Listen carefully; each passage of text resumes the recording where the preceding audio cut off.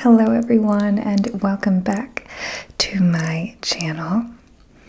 Today I have a soft-spoken flip-through planned for us on the subject of ancient Afghani art.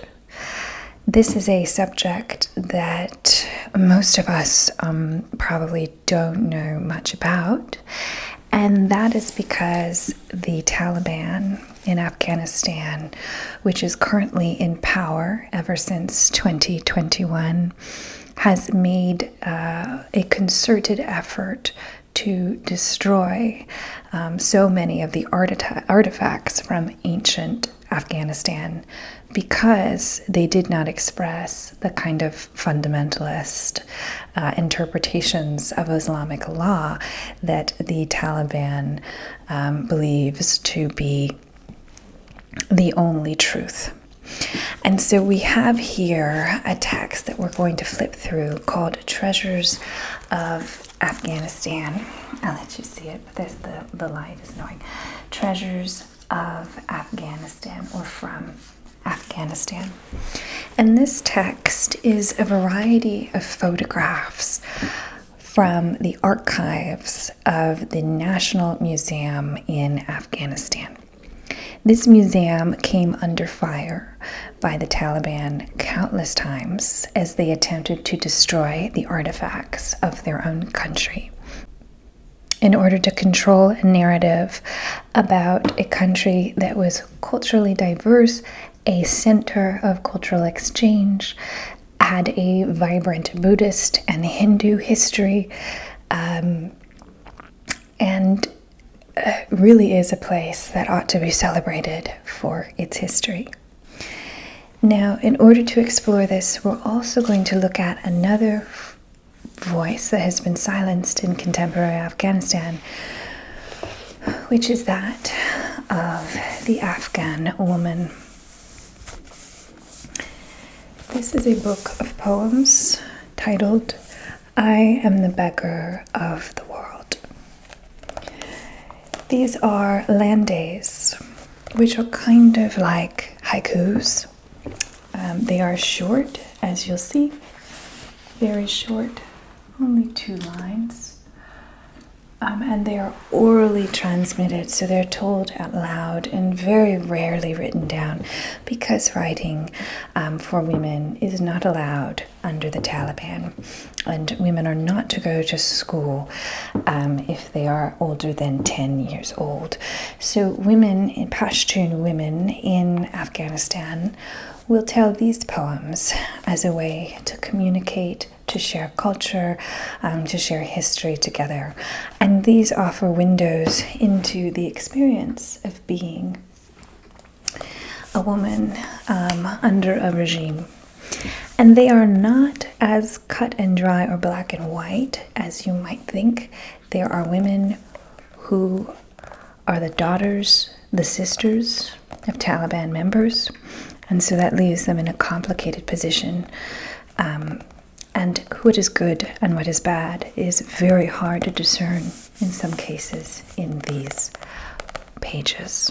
Okay, so for each artwork that we look at, we will also read a few poems inspired by that artwork. We'll learn about the history of the art.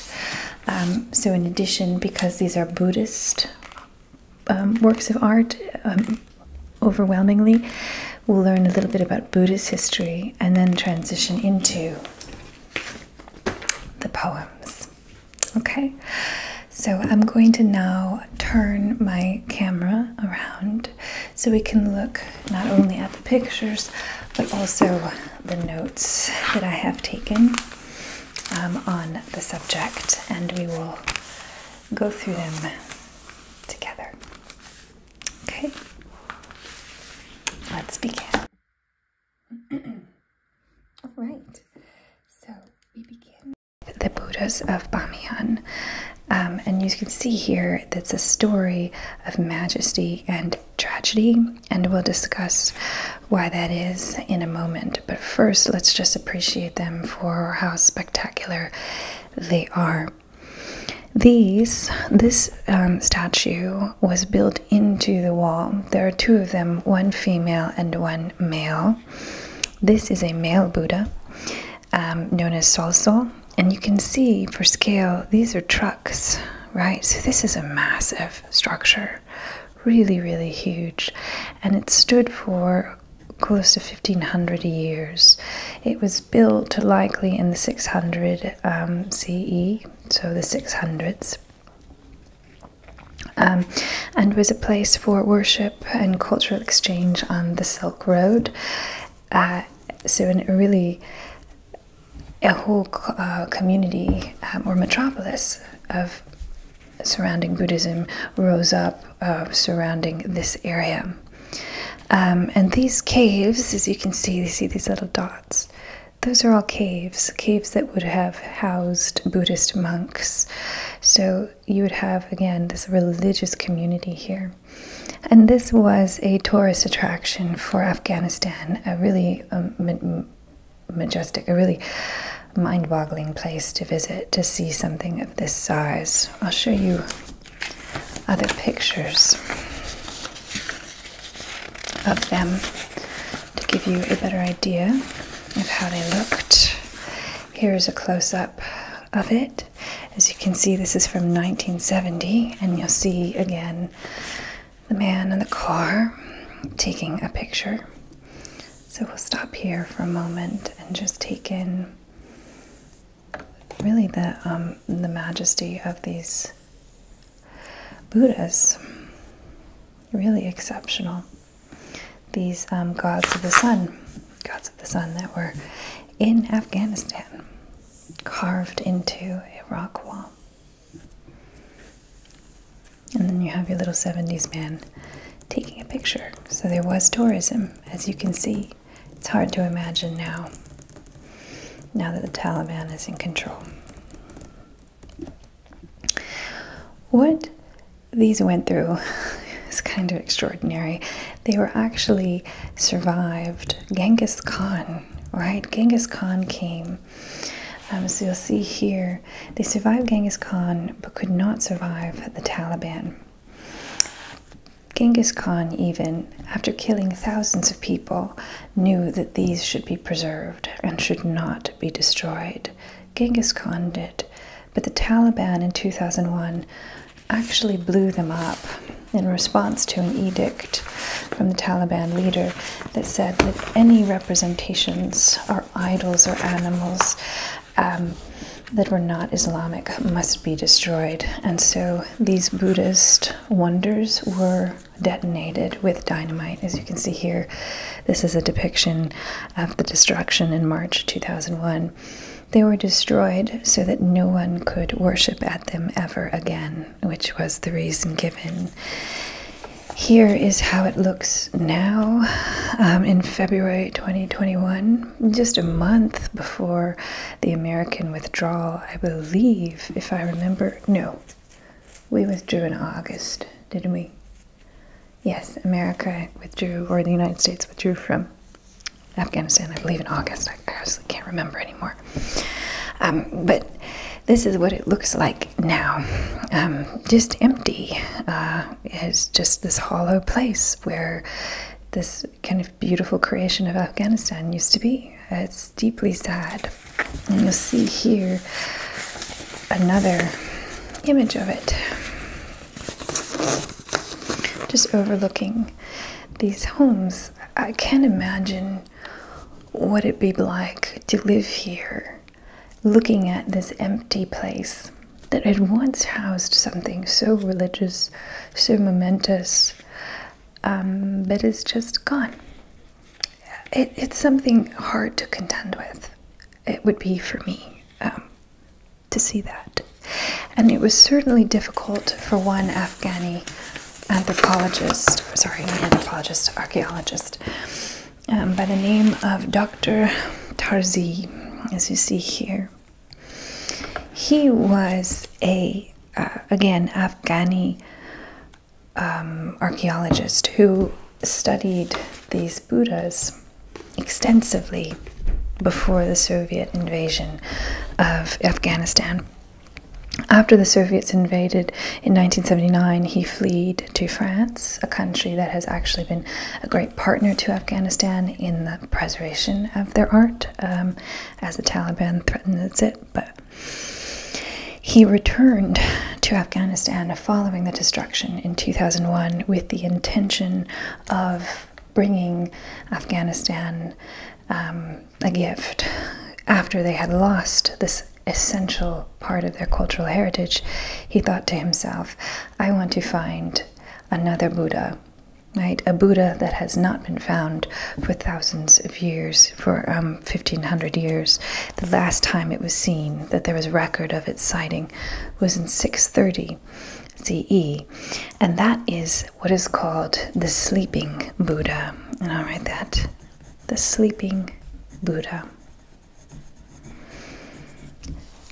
So he thought that he would try and find this sleeping Buddha. It was a bit of a treasure hunt, and his purpose was to restore some pride in Afghan cultural heritage after the Taliban had so mercilessly destroyed it. This sighting in 630 was recorded in a Chinese pilgrim's journal when he traveled to central Afghanistan in 630 CE, again as the time of the Silk Road. And in that journal, I have to turn a few pages to get to my notes. In that journal, which was 1400 years old, he was able to locate the place where the sleeping Buddha was hidden. It took him 3 major work sites in order to find it, but eventually he did in 2008. He found the 19-meter reclining Buddha. Most was damaged, some from age, and there were some theories that the detonations on the original Buddhas may have caused damage elsewhere. But the only thing that was completely undamaged was the sleeping Buddha's pillow, which was in perfect condition. Dr. Tarzi's interest was in preserving the cultural heritage of Afghanistan, remembering all of the great societies that came from it, the Kushan and the Ghaznavid civilizations, as an example. I'm going to start with the Kushan, though, because when we turn to this book of Afghan art, the Kushan is of the time period that we're looking. As you can see, they were there from the 30 to 379 AD, essentially the 1st century, right? This community, or this civilization, migrated from China. They followed Greek cultural ideas, and that is why we will see in this text a great deal of Greek gods and Greek inspired art. So they followed Greek cultural ideas. They were patrons also of Hinduism and ushered in, this is interesting, an unprecedented 200 years of peace in the region, which was known as the Pax Kushana. So they were a very peaceful society that lasted a little over 200 years. And they are one of the societies that we will see represented in the book.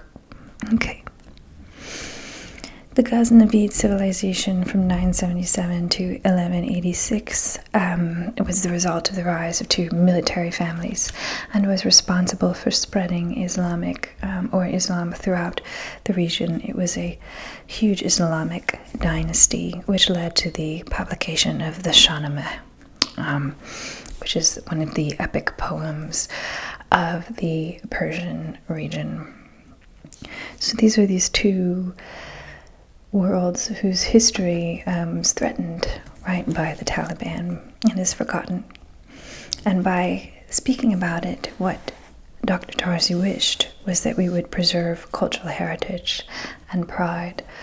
Ultimately, what we're thinking about is, what is the role of art? And the question is, why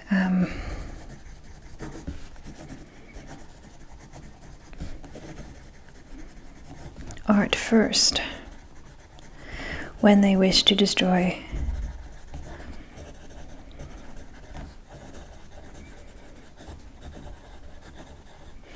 When we wish to destroy people, we come for their things first.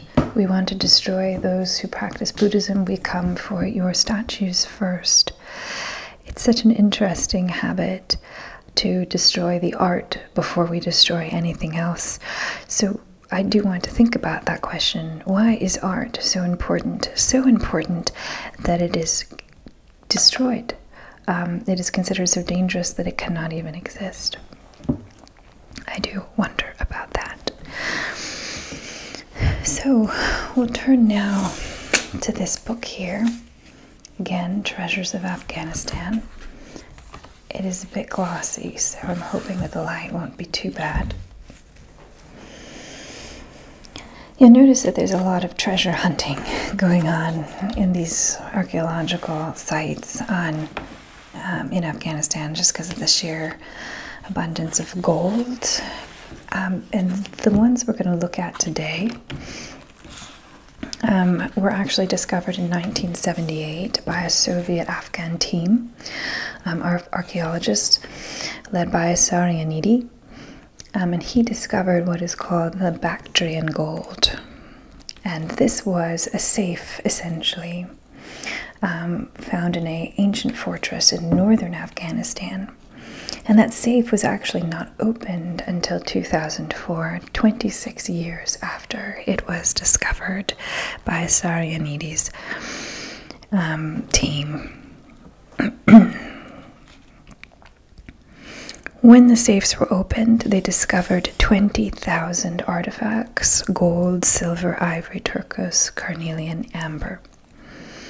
And these were the treasures of what is called Tilya Tepe.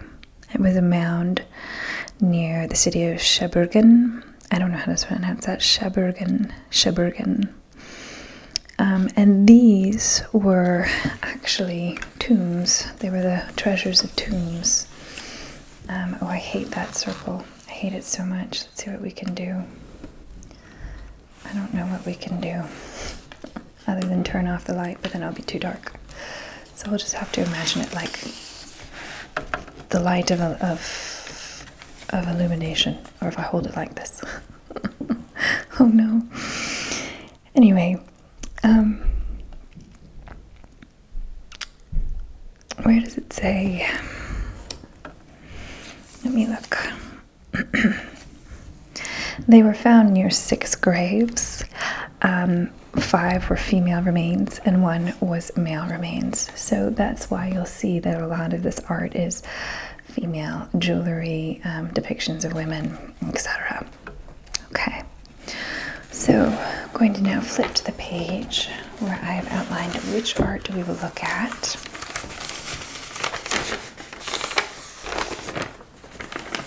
Okay. We will start with number 1, a ceremonial plate. Okay, so let me find the picture. There's a nice fish. I kind of have to hold it like this in order for the ring light not to shine on it. But here we have the goddess Cybele, and she is being pulled by these 2 lions. You're going to see that lions are important later when you look at the Leoglyphs. But this is a ceremonial plate that represents motherhood, nature, and stands for a protectress in times of war. You can see the beautiful gold details. She's on her chariot. There's someone behind her holding this umbrella-like thing, probably a slave, as she drives the chariot. So here we can see the date. It is 3rd century BC, so this is quite old.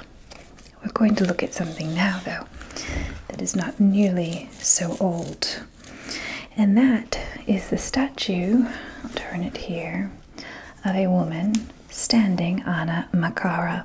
That there is the makara. All right. The Makara was a sea creature in Hindu mythology, and she was a guardian of gateways, of thresholds, and liminal spaces. The Makara was. And so this is a woman standing on that guardian of liminal spaces. Now, liminal is just another word for in between. She has some interesting kind of shackles around her legs. I do wonder what those are. But this Makara would protect typically the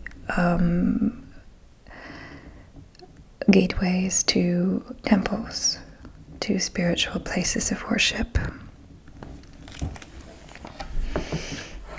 Now, that guardian of the gateway, we're going to take a look at a land day inspired by the artwork. And so I'll leave the artwork right here so we can look at it as we read the poem. It's a beautiful female form.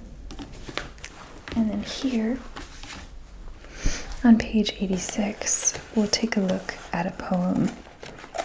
And this is a really beautiful poem next to a picture from contemporary Afghanistan, one of violence. As you can see here, there's a man holding some sort of rifle, and that the women are covered completely in their burqas. But this poem says, "My body belongs to me, to others its mastery." So this poem obviously speaks of the women's inability to control their own fate, or currently the women's inability to control their own fate. And I bring our attention to this because this woman stands on the protector of liminal spaces. At a time when you do not control your own body, puts you in a sort of in-between of childhood and adulthood. There's a sense that women never become adults because they can never learn to control their own lives, and they never have the ability to control their own lives. So this is said or recited by Pashtun women in the Afghan region. As you can see here, and here we have a picture from contemporary Afghanistan. Okay. And this National Museum was raided several times by the Taliban, and this is one of the objects that they would certainly attempt to destroy, and they have destroyed them. You'll see that in this book there are several statuettes of women standing on the Makara, these women residing over the protector of liminal spaces. We'll now go to the crown. So I'll flip to the crown now. This is a beautiful gold crown. I'm like kind of amazed by the details on it. As you can see how like thin the gold is. It's almost like paper. And this is, let's see the date, from the second quarter of the 1st century AD. It's actually a collapsible crown, so I guess you could just fold it right up. So this is a bit of kind of exceptional artistry found in this tomb in Afghanistan. Now, to accompany this crown, we have a few poems about mullahs and the talib. And the talib were members of the Taliban through the perspective of these Afghan women. So let's look at 89.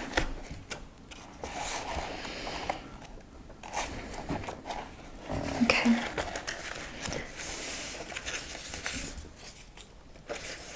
Here we have a picture of a father, perhaps a brother, I'm not sure, with musical instruments. Looks like a kind of shrine to someone who has passed away. So here it writes, "You'll never be a mullah talib, no matter what you do. Studying in your book, you see my green tattoo." As you can see, some of them rhyme. Not all of them do, though. What does this mean? It's peculiar. There is a lot of focus in the Landes on green tattoos. But this book, or this poem, is speaking about the hypocrisy of those people in the Taliban who profess to be so religious, when in fact they are deeply hypocritical. So we can actually see a description of the context of this poem.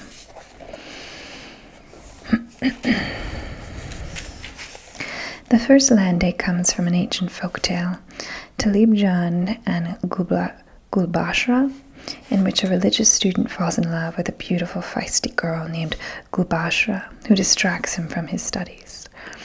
Most women I met could recite this poem, but they had no idea where it came from, a nearly forgotten collection of oral tales called the Mili Hindara.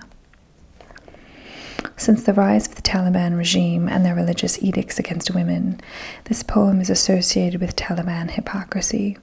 They pose as pious, while, I'm not going to say that word, but while violating women and boys.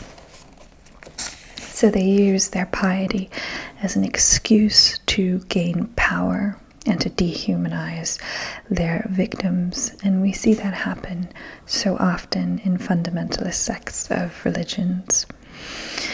So this one is speaking of hypocrisy, that while you study in your book, you dream of me. The next is, because you're a talib, I'll never kiss you. You'll spread my secrets the village through. Right? A lack of trust for the talib. And then the next is, may God bring death to all village gossips, so the bravest girls will be free of their waggling lips. If you hide me from the Taliban, I'll become a tassel on your drum. So all through these poems, there's a fear of being listened to, a fear of being exposed, and a desire to be hidden from this thing, the Taliban, who lives in a hypocritical way. That's what these expose, a reality of life with the Taliban. And it shows us the darkness that exists behind these symbols of power, and that the powerful are so often deceiving us. And that's something I think we all know inherently. But this is a really exceptional crown, very beautiful work of ancient art. The next we'll look at is the Leograph, which I love. This one is my favorite. The Leograph is Buddhist. This is a depiction of the lion-griffin hybrids that would flank temples. One would be male, one would be female, and they protect these spiritual places from evil spirits. They protect those who wish to seek enlightenment from the evil spirits. And so we see this kind of hybrid lion and griffin and the little figures riding it. So this was discovered there. I just find the Leographs to be pretty exceptional creatures. You can see their wings here. It's almost like a dragon, like a cross between a lion and a dragon. So you see that there. And again, these are creatures that would protect, almost like gargoyles, Buddhist temples from evil forces.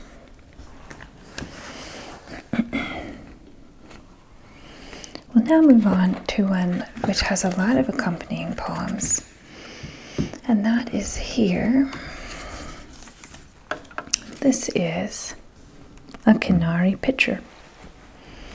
Canary is half human, half bird, and represents music and love.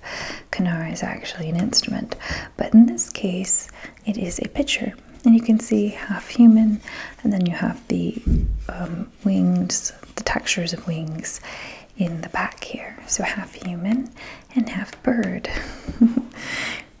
So this loving creature, the canary, would look over people in times of danger or unrest, much like love makes us feel safe. This bird human would bring a sense of safety in those times. So we'll now look at Afghani love poetry. The Middle East is known, of course, for its exceptional love poems and just literature of love. Let me leave that right there. I have several pages that we'll take a look at. 31. Love is dangerous for Afghani women. They're really not, or at least under the Taliban, they're really not supposed to love. And so love can be very dangerous for them. So here's one really beautiful one. Climb to the brow of the hill and sight where my darling's caravan will tent tonight. That's just a beautiful one. There's nothing but beauty in that one. Let me open this one up. Even in times of violence, that love continues to flourish. I think that's a really beautiful sentiment. Even in a world in which you are not allowed to love. It reminds me a bit of 1984, where romantic love was perceived as dangerous and terrible. So you can think about that book if you have read it. Why would romantic love be dangerous in a society that wishes to control you? And now we'll go to 37.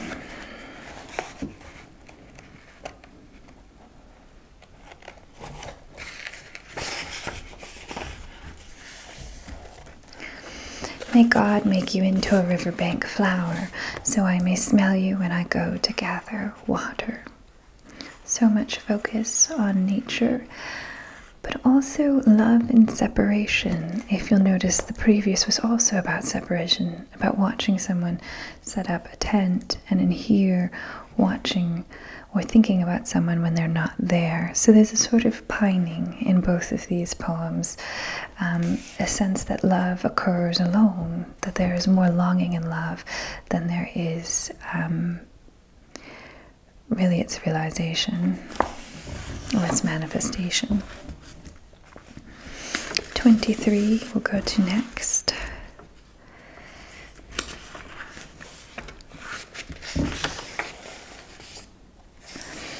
Your eyes aren't eyes, they're bees. Your eyes aren't eyes, they're bees. I can find no cure for their sting. I think that's beautiful. The one where there's actually a moment that they are together, that is when the pain, the pain is introduced. There's sorrowful longing of separation, and then the pain of being together. And then we'll go to 35. Here. This one is pretty great. Because this is where you see that the Landes have taken on. These are ancient poems. They've been around for hundreds of years, but you'll notice that their language changes as context changes. So here we have, daughter, in America the river isn't wet. Young girls learn to fill their jugs on the internet. And then, how much simpler can love be? Let's get engaged. Text me. I lost you on Facebook yesterday. I'll find you on Google today. all these little jokes about the nature of laugh in the 21st century.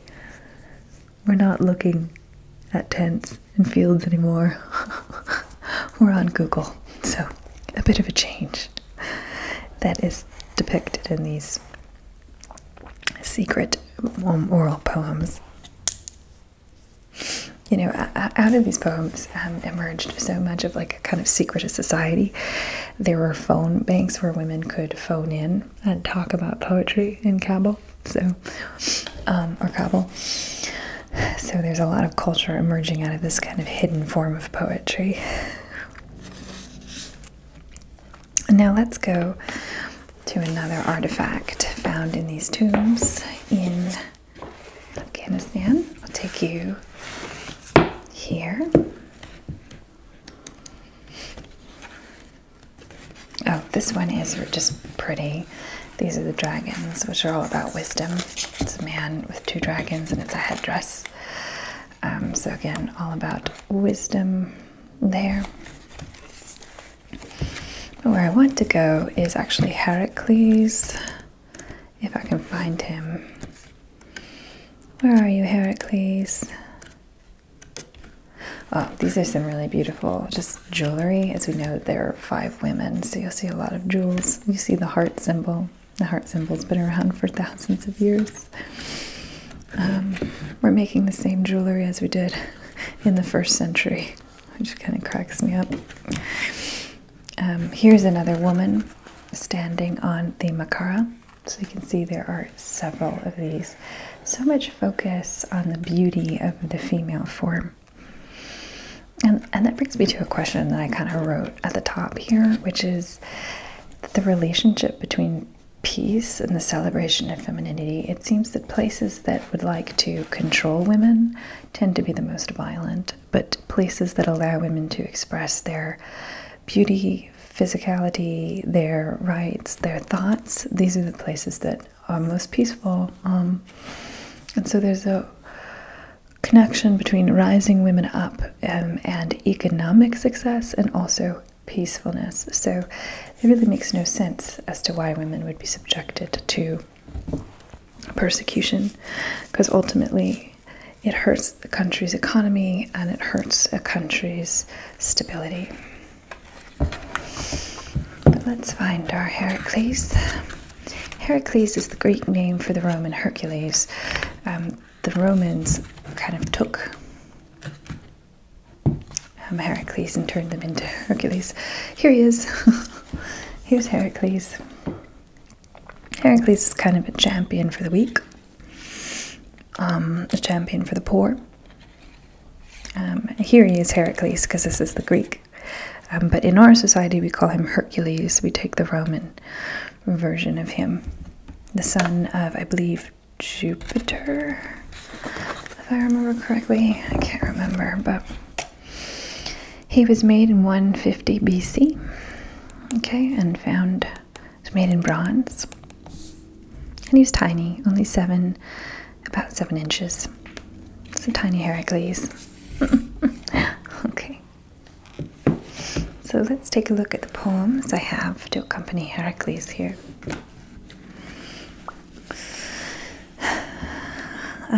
We have 61 and 63, so let's take a look.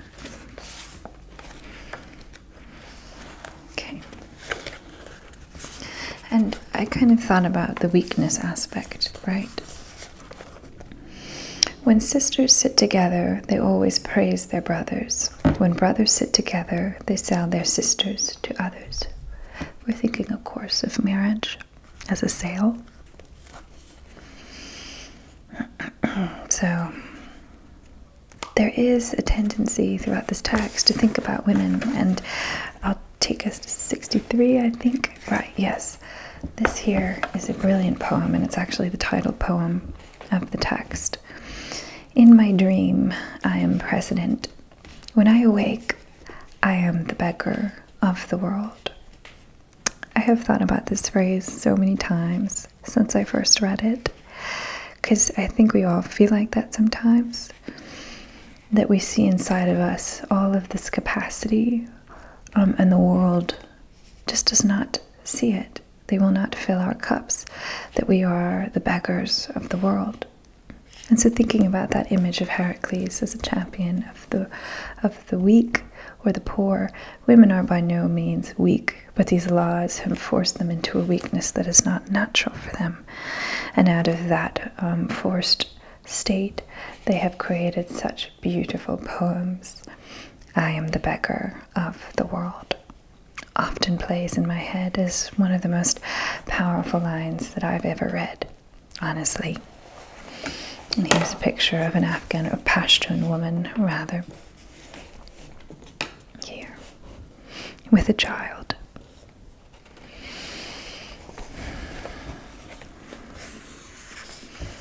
Go now to 65. This one is another one speaking of that kind of weakness. My body, and maybe weakness isn't the right word. I think vulnerability is perhaps the word. My body is fresh as henna leaf, green outside, inside raw meat. And what that means is, we'll read this here. On a henna night, a bride's sisters gather to paint her hands and feet with flowers and vines. I heard this lande several times, once from a bride in Jalalabad, as we waited for her husband's family to come take her away to their house for the rest of her life. That is a really overwhelming statement, the rest of her life.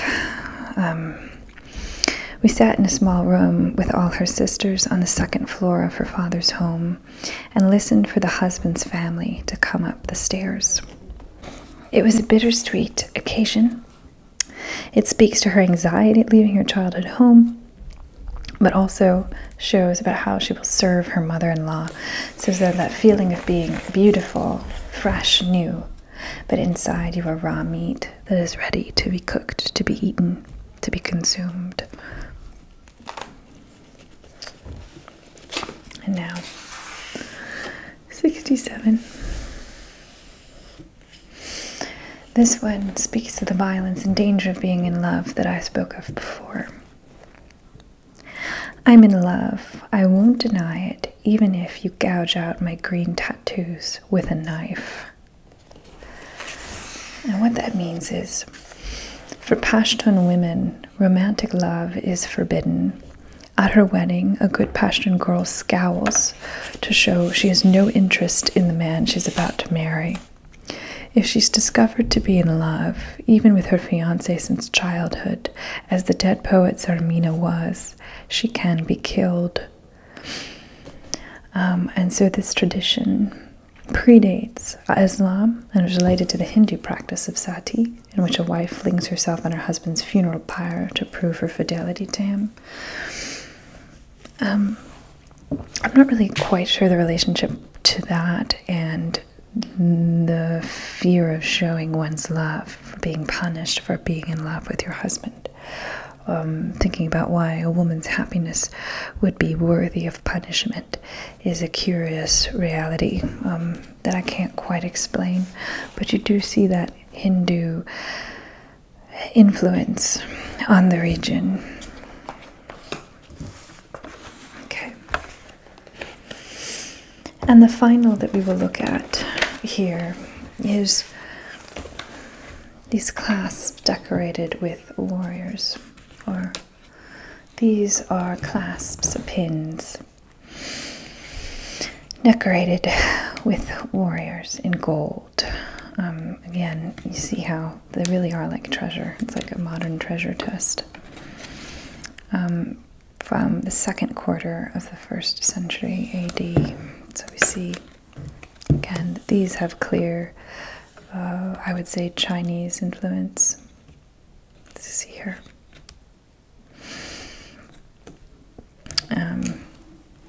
These will lead us to think about the expressions of war.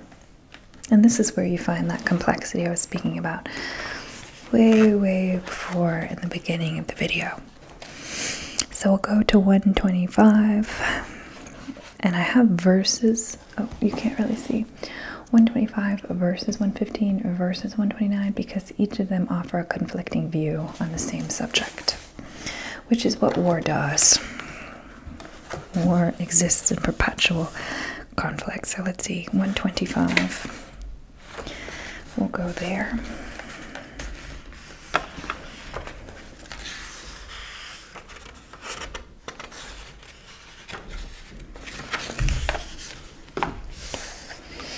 It's very troubling conundrum, right?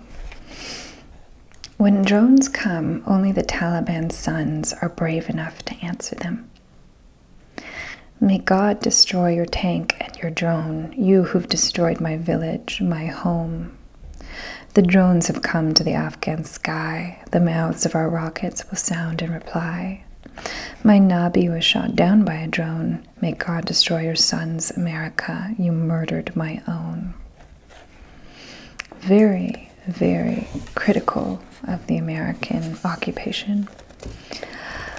Presents a tough moral problem, right? Because so many of these speak about what the Taliban has subjected women to, and now this shows us what the United States of occupation has subjected women to. So on one hand, they are objectified and oppressed by their brothers and their fathers, and on the other hand, their brothers and their fathers are killed by Americans who occupy. And so there is no right answer, right? You can still love the one who hurts you. You can love the one who keeps you from flourishing. And then when that person is murdered, you will feel like a loss of your life, and also a loss of your country and your pride. So it really presents, a very different perspective. But then we'll go to 115 and you'll see something different. So, without the Taliban, Afghanistan would be London. Right? It's showing that the Taliban is the only thing keeping from Afghanistan from flourishing. So now there's this criticism of the Taliban when before there was pride in it. Yet here we go again. If the Taliban weren't here for the world to see, these foreigners would be free to occupy every sacred country. Leave your sword and fetch your gun. Away to the mountains, Americans have come.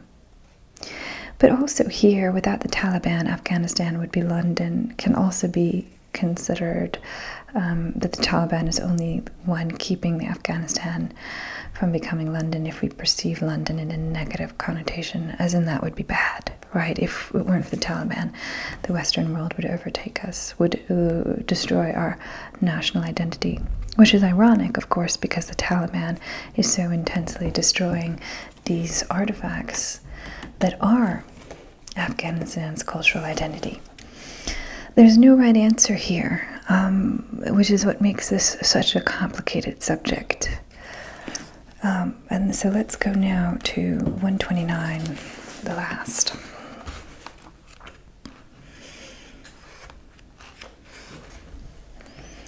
And this is the one that presents the exact opposite of what the previous said. May God destroy the Taliban and end their wars. They've made Afghan women into widows and whores. God kill the Taliban's mothers and girls. If they're not fighting jihad, why do they oil their curls? I will be the first to say that I don't particularly understand the second one at all. The first one is quite explicit, though, and it offers the exact opposite interpretation as the first. So you see here, there's no central concept of how to consider the Taliban, how to consider the United States.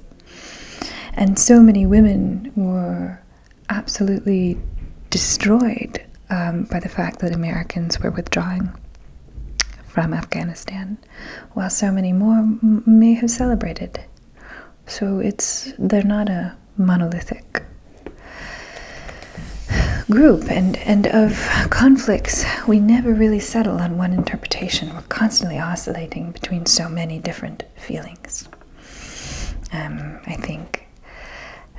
But these are the voices of people who live there and who are experiencing the Taliban's occupation now. You can see this kind of fascinating picture on the cover of the book of this woman, the beggar of the world, in the snow in a burqa in Afghanistan. So that is just a brief delving into the history and its connection to contemporary Afghanistan, speaking to these artifacts that the Taliban wishes to destroy and has destroyed. I'll show you give me a sec.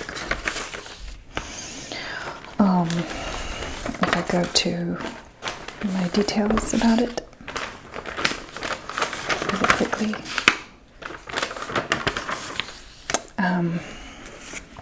In 1992, the Taliban attacked and looted the National Museum of Afghanistan, which is where these treasures were, resulting in the loss of 70% of 100,000 artifacts. In 1998, the Taliban destroyed the Buli Kumri Library, and in 2001 they destroyed 2,750 ancient works, including, of course, the two Buddhas, only to be fixed, if only in a small way, by the discovery of the sleeping Buddha by an Afghani archaeologist.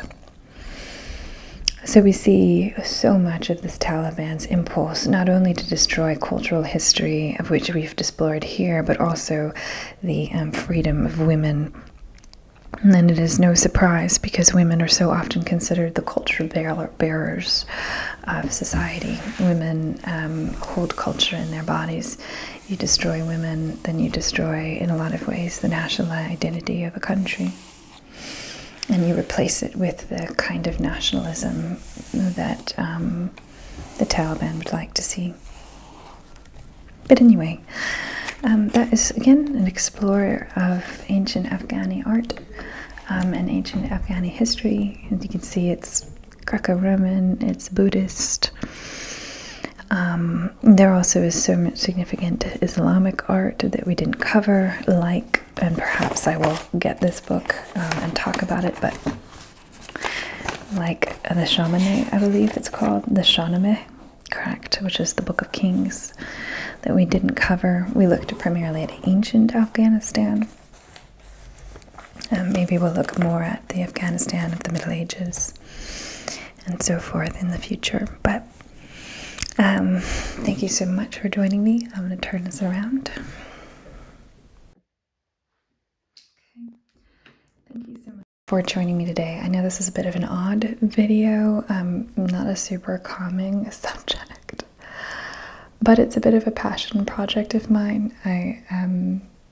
Ever since the American withdrawal from Afghanistan, I've been thinking a lot, and that was a long time ago, but I've been thinking a lot about the fate of women in the country. And so I've also always been fascinated by the natural beauty of the region and the beauty of its artwork and of its cultural production and writing and art and so on and so forth. And it's a shame to me that the country is so closed off from the rest of the world due to its struggles militarily and with fundamentalism and violence. And so I hope that the region will one day rise out of that instability and find its extraordinary core again. But thank you for listening. I hope you learned something, or at least you got some relaxation in. And have a wonderful night. Bye, everyone.